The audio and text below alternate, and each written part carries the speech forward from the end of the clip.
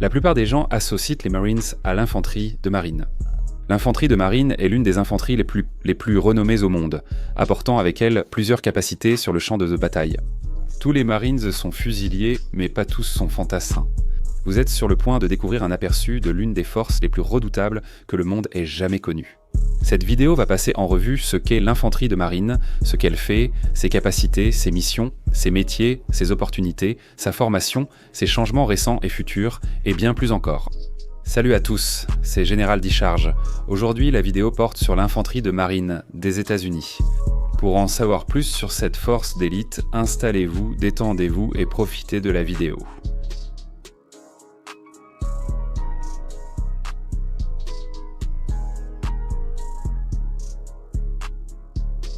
Avant de commencer, montrez-nous votre soutien en aimant notre vidéo et en vous abonnant à notre chaîne. Votre soutien est notre raison d'être. N'hésitez pas à nous poser des questions dans la section des commentaires ci-dessous. Nous vérifions tout.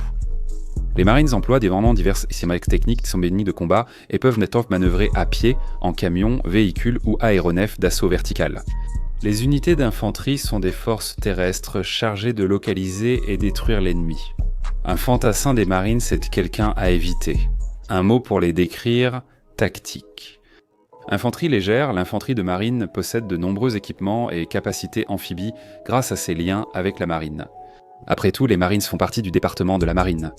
Dans de nombreuses circonstances, les Marines se trouvent sur des navires d'assaut amphibies de la marine, toujours prêts à être déployés lorsque cela est extrêmement nécessaire. L'infanterie de marine dispose d'équipements adaptés aux opérations amphibies, véhicules d'assaut, aéroglisseurs, bateaux pneumatiques et chalands de débarquement.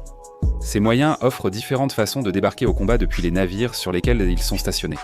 Ils maîtrisent aussi l'insertion aérienne, toutes les unités d'infanterie de marine pouvant mener des assauts héliportés avec le soutien d'hélicoptères Osprey ou Sea Stallion. Les guerriers de l'infanterie de marine comptent parmi les combattants les mieux entraînés et les plus redoutables de la planète Terre. Grâce à un entraînement efficace et un soutien adapté, l'infanterie de marine combat partout, de jour comme de nuit. Pour mieux comprendre le rôle de l'infanterie de marine dans le corps des marines, examinons la vision d'ensemble. Le corps des marines se divise en 4 éléments.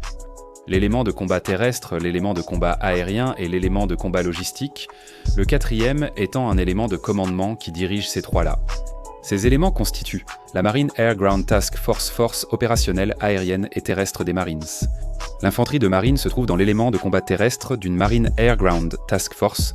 En fait, l'infanterie de marine est le plus grand composant de l'élément de combat terrestre. L'élément de combat terrestre est proportionnel à la taille de la Marine Air Ground Task Force. Une Marine Air Ground Task Force peut être une force, brigade ou unité expéditionnaire de marine, abrégées respectivement. Faites force expéditionnaire de marine brigade, expéditionnaire de marine ou unité expéditionnaire de marine. Ce sont des tailles décroissantes. L'infanterie sert dans ces groupements. Alors faisons une pause sur la vue d'ensemble de l'infanterie de marine et commençons à parler du personnel. Qui compose l'infanterie de marine? Fantassins Diedu. Dans le corps des Marines, le personnel de la série O3, dont le Military Occupational Specialty débute par O3, appartient à l'infanterie. Les fantassins appellent toute autre personne un « personne autre que fantassin », soit « personne autre que fantassin ». Le corps des Marines forme des O311, O330 et un O341 et O352 à l'école d'infanterie. Nous parlerons bientôt de l'école, mais sachez qu'il existe plusieurs Military Occupational Specialty d'infanterie, voici les principaux pour débuter. Quant aux officiers, un officier d'infanterie de base est un O3-101. Un autre Military Occupational Specialty dont vous avez peut-être entendu parler est le O3-121 qui correspond à la reconnaissance. Contrairement à ce que certains pensent, les Marines reconnaissance ne sont pas des forces spéciales. Ce sont des fantassins, mais des fantassins plus avancés. Les sous-marins O3 réalisent des missions maritimes spéciales classiques et sont jugés aptes aux opérations spéciales, mais n'ont jamais dépendu du commandement Special Operations Command.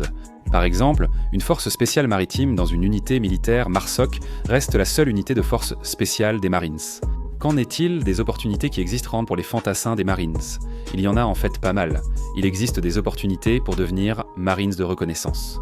Ils peuvent devenir tireurs d'élite éclaireurs, parfois suivre l'école de parachutisme et, dans des cas encore plus rares, obtenir leur insigne de rangée à l'école des Rangers. Il existe également divers cours de leadership et des formations complémentaires selon l'unité et la trajectoire de carrière. Maintenant que vous connaissez mieux le personnel de l'infanterie, voyons la structure de base de l'infanterie de marine.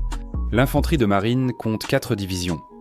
Première, deuxième, troisième et quatrième division de marine. Les premières et deuxième divisions de marine comptent 3 régiments, la troisième et la quatrième en ont 2. Chaque régiment comprend des bataillons. La première et la deuxième en comptent 9, la troisième en a 6 et la quatrième en a 8. Donc si jamais vous entendez que quelqu'un était dans le 1er 7e, cela signifie qu'il était dans le 1er bataillon du 7e régiment de Marines. Maintenant, vous le savez. D'accord, maintenant nous passons au niveau du bataillon.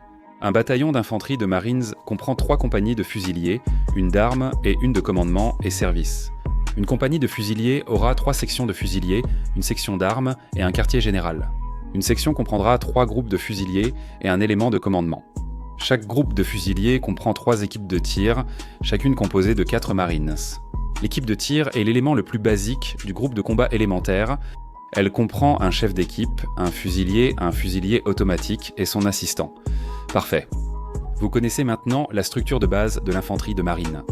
Voyons la formation nécessaire pour devenir un fantassin dans le corps des marines. Les Marines ont récemment révisé leur formation pour obtenir de meilleurs fantassins. Le cours d'infanterie des Marines dure 14 semaines et se déroule à la School of Infantry West à Camp Pendleton, en Californie, ainsi qu'à la School of Infantry Est à Camp Geiger, en Caroline du Nord. Le corps d'infanterie des Marines forme les élèves avec un faible ratio élève-instructeur, plus d'entraînement sur les armes, les communications et la confiance aquatique, leur assurant une meilleure compréhension de leur rôle au combat. Les Marines apprennent aussi le tir de combat, les opérations de convoi, le combat urbain, la navigation terrestre, les patrouilles et formations tactiques.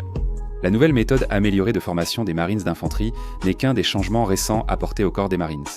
Des discussions évoquent le regroupement des métiers d'infanterie des Marines en un seul poste, mais seul l'avenir le confirmera ça. Tous ces changements sont le résultat du projet Force Design 2030. Enfin, pour devenir officier d'infanterie chez les Marines, il faut suivre l'Officer Candidate School, puis le The Basic School et enfin l'Infantry Officer Course, cours des officiers d'infanterie. Vous venez donc d'apprendre la formation nécessaire pour devenir fantassin chez les Marines. Mais où vont-ils après cela ? Où pouvez-vous être affecté dans l'infanterie des Marines ? Voici les principaux lieux de service possibles. Camp Lejeune, Caroline du Nord, Camp Pendleton, Californie, 29 Palm, Californie, base du corps des Marines à Hawaï et Okinawa, Japon. Et enfin, mais non des moindres, quelles sont les exigences ?